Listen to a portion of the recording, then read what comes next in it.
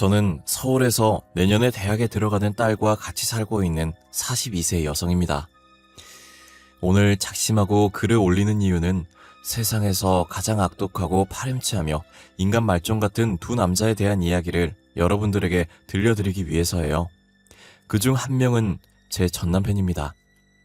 그 인간들 때문에 저는 가정이 파탄이 나버렸고 말할 수 없이 큰 정신적인 충격을 받았어요. 3년이나 지났지만 지금 돌이켜 생각해봐도 어떻게 인간이 그런 끔찍한 짓을 저지를 생각을 할 수 있는지 무서워서 온몸에 소름이 끼칠 지경입니다.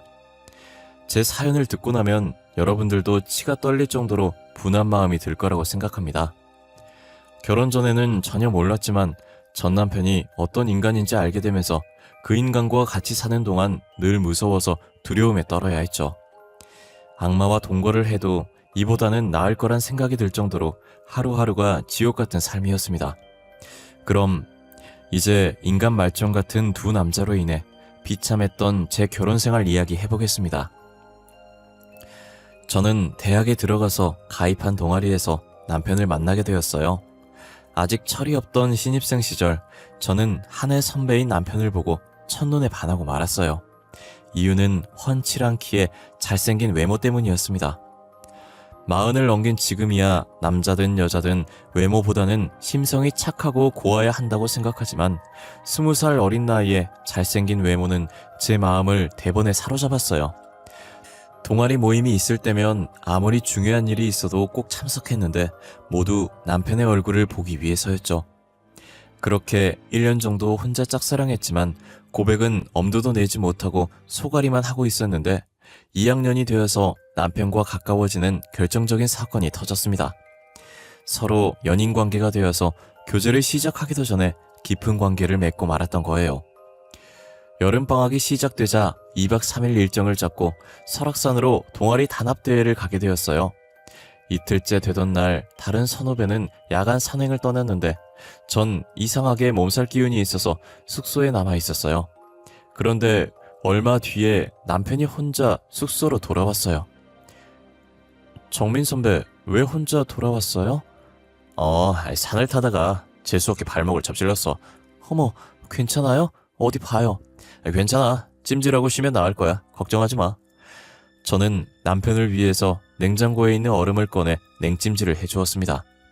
그리고 청춘 남녀가 단둘만 숙소에 있으니 분위기가 묘해졌습니다. 분위기에 휩쓸려 선배와 하룻밤까지 보내고 말았습니다. 처음부터 저는 남편에게 호감이 있었지만 그렇게 빨리 사랑을 나누게 될 줄은 꿈에도 몰랐어요.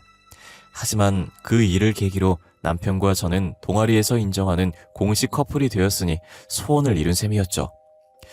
그런데 한 달 뒤에 몸이 뭔가 이상하고 찜찜한 생각이 들어서 임신 테스트를 해봤는데 아니나 다를까 양성 반응이 나오고 말았어요. 저는 눈앞이 캄캄해지고 날벼락을 맞은 심정으로 이제 어쩌면 좋냐고 남편에게 울면서 말했는데 남편은 아주 태연한 표정이었어요. 뭘 어떻게 해? 같이 살아야지.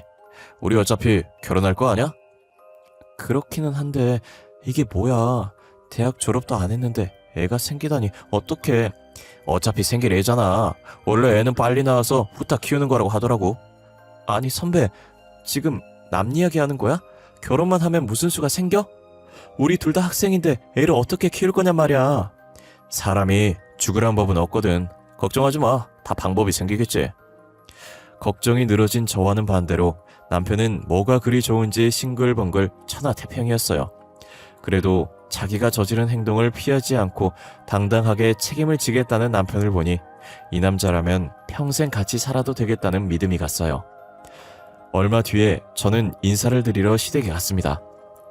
혼전 임신을 아는 시아버지는 제가 인사를 드려도 얼굴을 휙 돌려버리셨어요. 그리고 남편에게 짜증을 내시는 겁니다. 호적에 잉크도 안 마른 놈이 어디서 못된 것만 배워서 애부터 만들어? 아주 잘하는 짓이다. 시아버지의 말에 저는 부끄러워 얼굴이 달아올라 고개를 숙였는데 시어머니가 나섰습니다. 이게 전부 당신 닮아서 그런 거라고요. 꿈 많은 처녀였던 나를 임신시켜서 인생을 완전히 망친 사람이 누군데 그래요? 그때하고 지금하고 세상이 같아? 옛날에야 손이 귀하니까 애부터 만들었지만 요즘 덮어놓고 임신부터 하는 사람이 누가 있어? 시끄러워요. 아무튼 다른 사람은 몰라도 당신은 세기 임신을 따질 처지가 아니에요. 알았어요? 아이, 나 원참. 시어머니가 확실하게 못을 박자 시아버지도 무안해서 헛기침을 하시더니 입을 다물고 말았어요. 시어머니도 혼전 임신으로 남편을 가졌던 거예요. 내가 정민이 놈만 안 생겼어도 저런 날건달 같은 인간하고 살맛대고 사는 끔찍한 일은 없었을 텐데. 아휴, 내 팔자야. 시어머니는 그 아버지의 그 아들이라는 말처럼 남편도 대를 물려 결혼 전에 애부터 만들었다고 하시면서 제 손을 잡고 따뜻하게 웃으셨어요. 애야, 아무 걱정하지 마라. 철없는 불장난이지만 이왕 벌어진 일 애 낳고 잘 살도록 해라. 내가 도와줄 테니 대학 공부도 포기할 생각하지 말고 계속 하거라. 알았지? 네, 어머님, 감사합니다.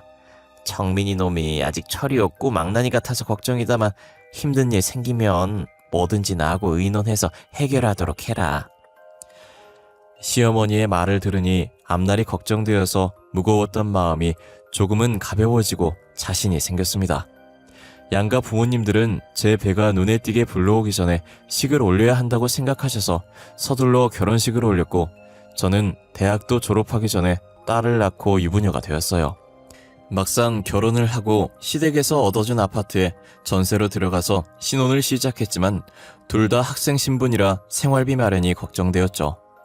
하지만 시어머니가 저희들의 스폰서를 자처하고 나섰습니다. 아가, 너하고 정민이 대학 졸업할 때까지는 내가 생활비 보태줄 테니까 걱정하지 말고 넌 공부를 계속하면 된단다. 시어머니는 제게 매달 생활비를 주시면서 대학 공부를 계속하라고 격려해 주셨고 아직 젖먹이인 딸을 낮 시간 동안 맡아서 돌봐줄 것도 직접 알아봐 주셨어요. 시어머니의 깊은 배려와 자상함에 전 마음이 울컥해져서 감격의 눈물을 흘렸습니다. 어머님, 정말이지 너무 감사드려요. 졸업하면 취직해서 지금까지 받은 은혜 전부 갚아드릴게요. 아유, 그래. 난 너를 며느리라고 생각해 본 적이 한 번도 없다. 내 딸 자식으로 생각하고 있어. 그러니 부담 가지지 말고 내 도움이 필요하면 언제든지 말하거라. 생활비를 시댁에 의존하고 있으니 시어머니와 자주 만나게 되었죠. 저를 만날 때마다 시어머니는 신세한탄처럼 어떻게 시아버지와 결혼을 하게 되었는지 귀에 못이 박히도록 들려주었어요. 아휴, 무슨 놈의 팔자가 이렇게도 사나운지. 내가 저런 백수건달 같은 인간을 만나서 살부치게 살게 될 거라고는 상상조차 해본 적이 없었는데. 아휴, 내 팔자야. 시아버지는 젊은 시절부터 일은 하지 않고 거의 백수로 지내면서 술과 여자로 방탕한 생활을 해왔다고 해요.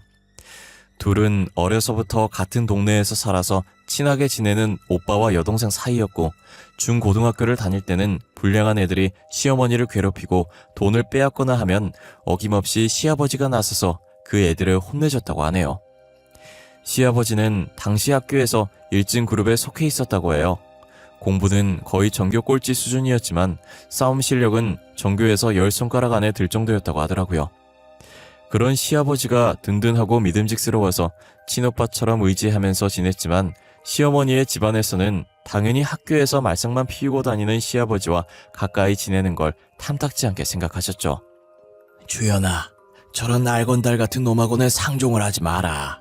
될성 싶은 나무는 떡잎부터 한다고. 지금도 공부는 안중에도 없고 늘 사고만 치고 다니는데 분명히 건달로 지낼 거야. 엄마, 종철이 오빠를 너무 싫어하지 마. 알고 보면 착하고 순진해. 뭐야? 주연이 너 설마 그놈 좋아하는 거야? 그냥 좋아하는 동네 오빠일 뿐이야. 너 혹시라도 이상한 생각하면 절대로 안 된다.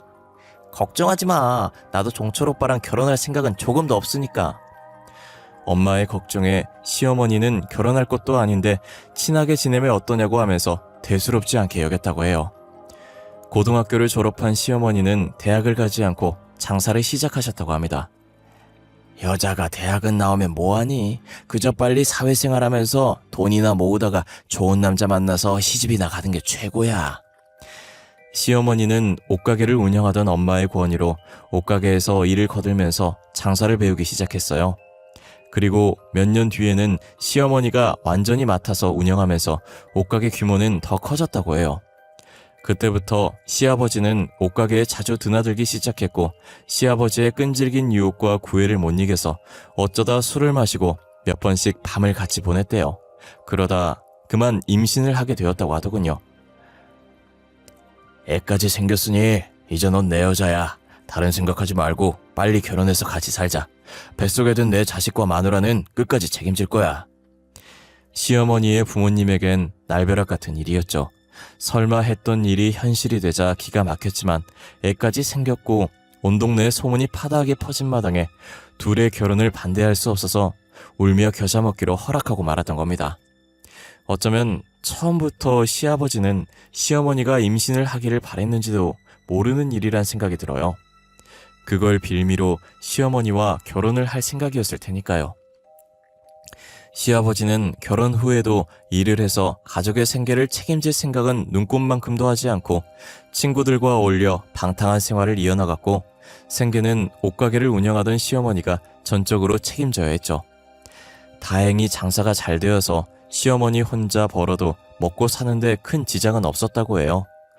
어쩌다 시아버지 같은 한량을 만나서 고생을 해왔지만 시어머니는 억척 같았고 생활력이 강한 여성이었어요. 생계를 전적으로 의존하다 보니 돈 문제가 나오면 시아버지는 큰 소리를 치다가도 꼬리를 내려야 했죠. 그리고 제게는 남편보다 더 든든한 지원군이었어요. 애 때문에 힘든 상황이 생기면 장사를 하느라 바쁜 와중에도 선뜻 딸을 맡아서 봐주셨어요. 제가 염치불구하고 딸을 맡기러 가게로 갈 때면 시어머니는 늘 웃으며 맞아주셨습니다. 안 그래도 우리 소영이가 보고 싶었는데 내 마음을 어떻게 알고 데리고 왔니? 자, 이거 얼마 안 되지만 용돈에 보태 써라. 어머니, 늘 이러시면 제가 너무 미안해요. 괜찮아. 엄마가 딸한테 용돈 좀 주는 게 무슨 대수니? 대신에 정민이 놈한테는 비밀이다. 알았지? 이렇게 저를 친엄마보다 더 살갑게 보살펴 주셨습니다. 시어머니의 전적인 후원으로 무사히 대학을 졸업하고 워킹맘이 일하기에 괜찮은 직장에 취직이 되었지만 남편이 문제였죠. 영 취직을 할 생각을 하지 않는 거예요. 여보, 대학 졸업한 지 1년이 넘었어. 언제까지 백수로 지낼 거야. 나도 다 생각이 있으니까 보채지 마. 요즘 직장 구하는 게 쉬운 일이 아니잖아. 기다려봐. 눈여겨봐둔 곳 지금 준비하고 있으니까. 좋아. 그럼 알바라도 하면서 취업 준비해. 당신은 이제 딸 자식이 있는 가장이란 말이야. 직장 다니면서 돈 좀 번다고 유세 떨면서 돈 문제로 바가지 긁을 거야? 나도 준비하고 있다고 했잖아. 하지만 남편이 말과는 다르게 매일같이 친구들과 어울려서 술을 마시거나 PC방이나 당구장에 모여서 허송세월을 한다는 걸 저는 잘 알고 있었어요. 그러니 무능하게는 시아버지를 꼭 닮은 남편 때문에 저희들은 수시로 말다툼을 하게 되었죠. 어떤 날은 밤새도록 술을 마시고 외박을 하기도 했어요. 저는 도저히 참을 수 없어서 짐을 싸들고 시댁으로 달려갔습니다. 남들은 친정으로 갔겠지만 제게는 시어머니가 친정엄마보다 편한 정신적 지주였어요. 아니 애야, 무슨 일이 있었길래 짐을 싸들고 왔어? 어머님, 그이가 외박을 했어요. 저도 이제 못 참겠어요. 뭐야? 이런 미친놈 같으니 내가 홍구멍을 단단히 내주마. 시어머니는 바로 남편을 불러서 호통을 치면서 쥐잡듯이 닥달을 했고 남편은 고양이 앞에 쥐처럼 꼼짝 못하고 잘못했다고 빌었고 다시는 외박을 하지 않겠다는 각서를 썼습니다. 남편과 불화가 생기면 시어머니는 언제나 제 편을 들어주셨어요. 그런데 얼마 후에 남편이 제게 숨기고 있던 비밀을 알게 되었어요. 남편이 저 몰래 1,000만 원을 대출받아서 스포츠 도박으로 탕진해버린 겁니다. 당신 뭐 하자는 거야?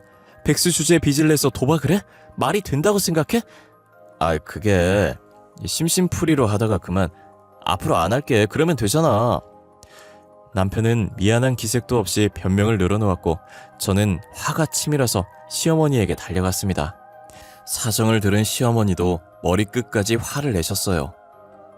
이런 천하의 못된 놈 같으니 놀고 먹으면서 마누라한테 얹혀 사는 주제에 몰래 빚을 내서 도박을 해? 엄마 그런 게 아니야. 곧 취직해서 다 갚을 거라니까. 시끄러워. 뭘 잘했다고 변명을 늘어놓는 거야? 당장 일자리 잡아서 빚을 갚든지 나하고 모자 관계 끊고 의절하든지 양자택일해. 뭐? 의절이라니. 엄마 말이 너무 심하잖아. 이 녀석이 지금 내가 농담하는 줄 알아?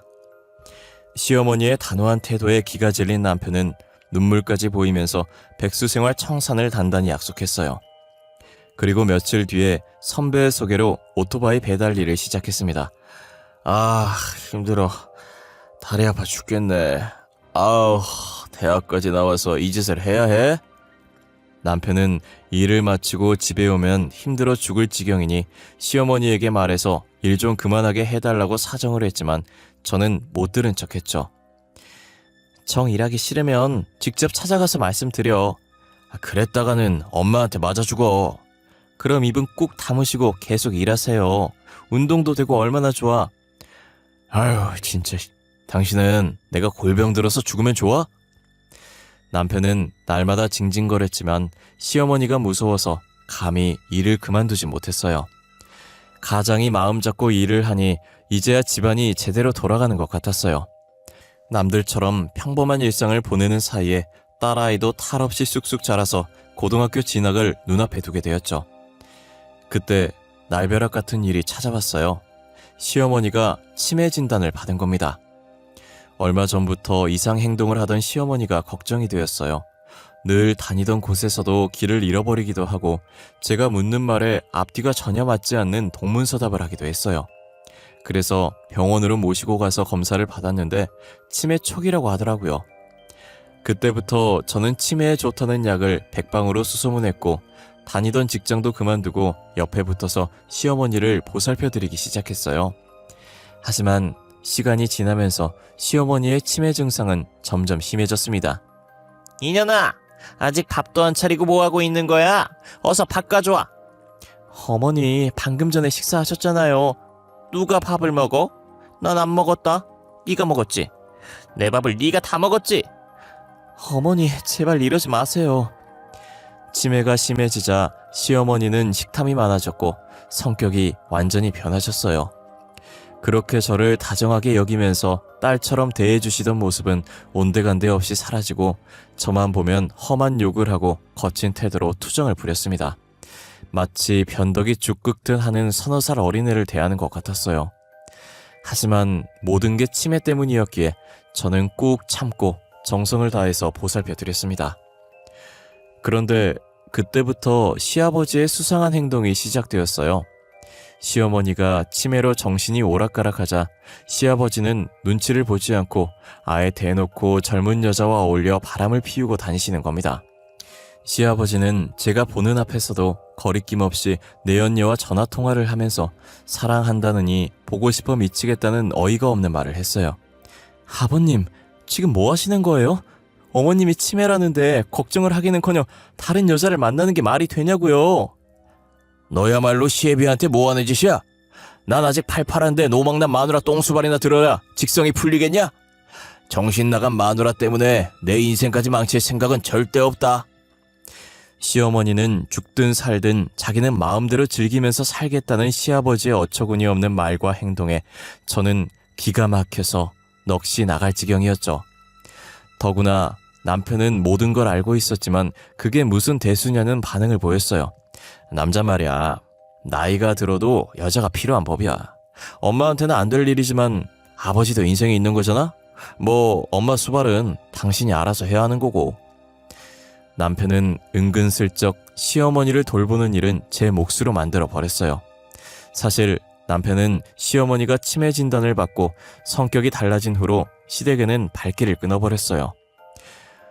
엄마가 아프다는데 아들이란 인간이 어쩌면 저렇게 태어나고 무심한지 혀를 내두를 지경이었어요. 그것 때문에 여러 차례 남편과 다투고 싸웠지만 남편은 귀를 딱 막고 제 말을 듣지 않았습니다. 시아버지와 남편은 시어머니를 제게 떠넘기고 외면해버렸죠.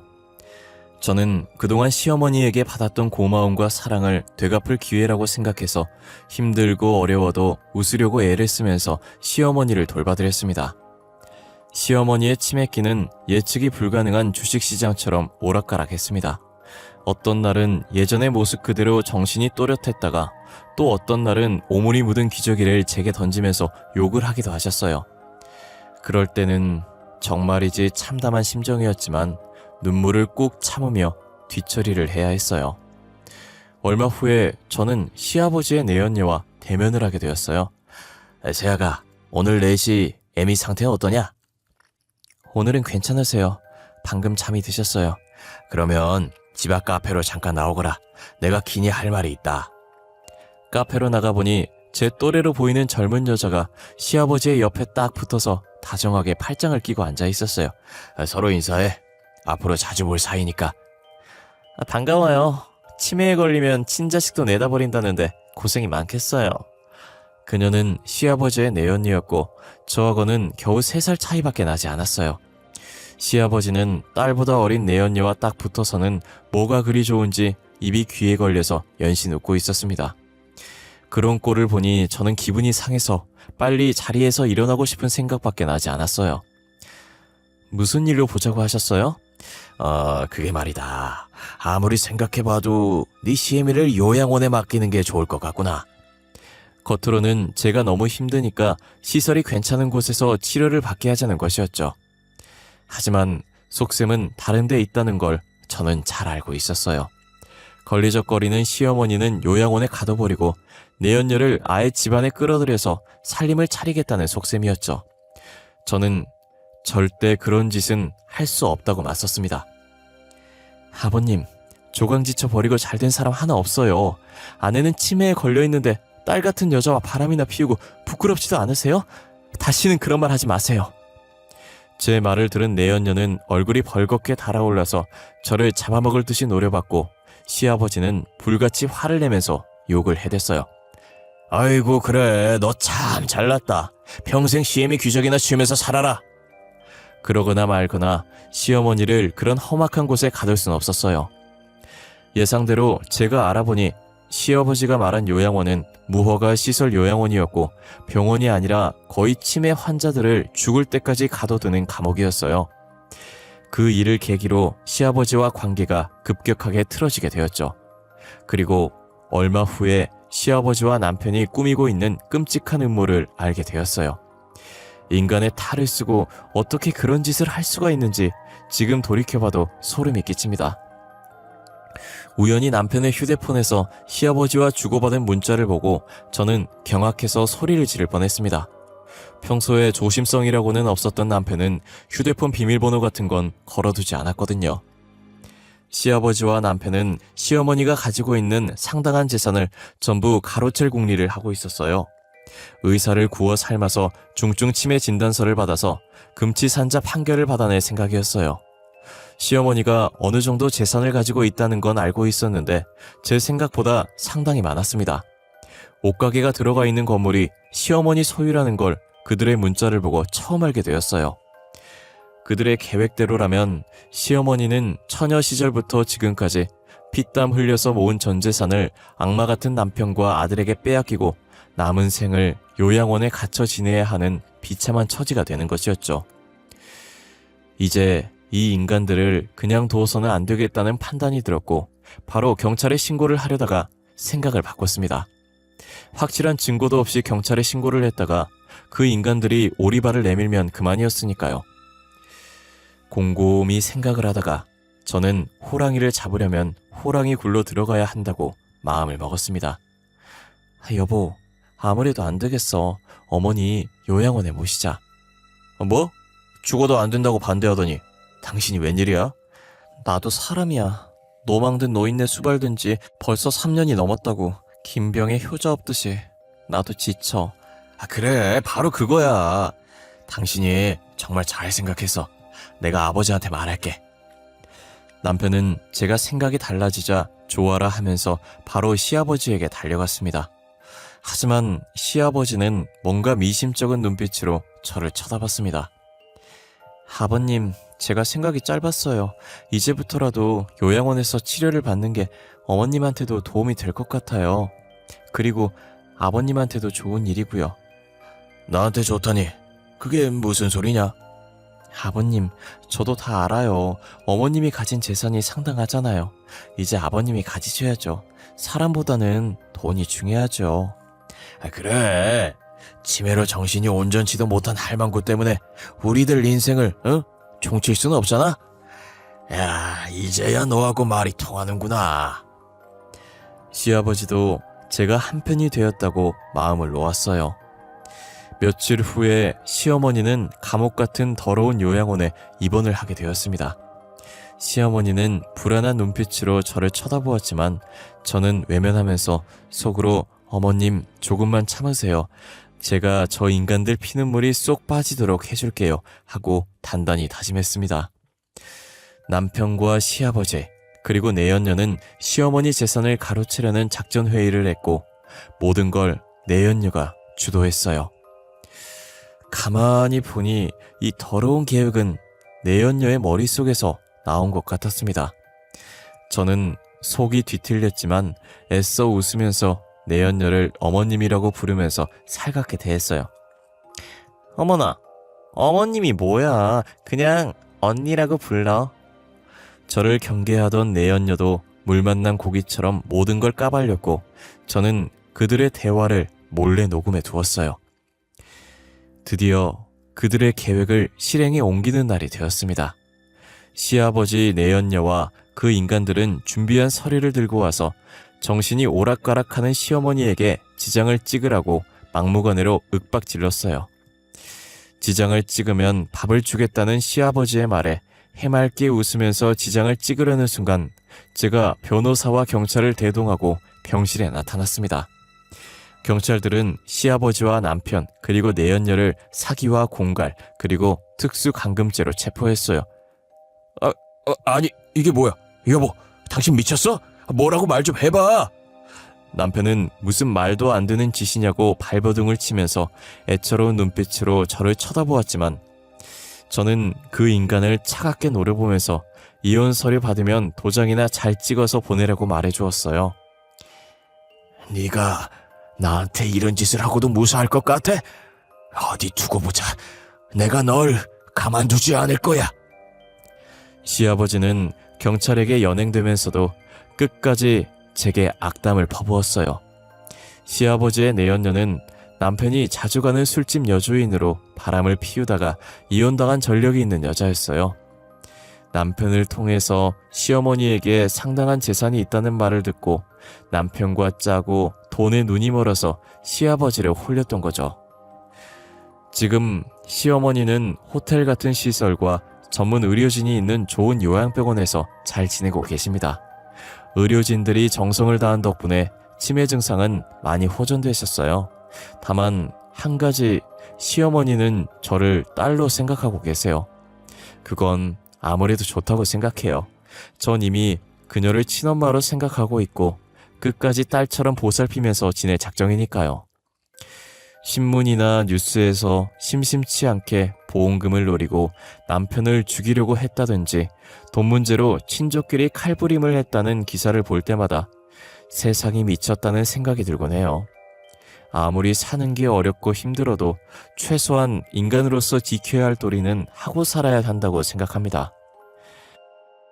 여러분들도 돈에 눈이 멀어 인간의 도리를 저버리는 일이 없기를 바랍니다. 긴 글 읽어주셔서 감사드리며 오늘도 행복한 꿈 꾸시고 건강하시길 바래요.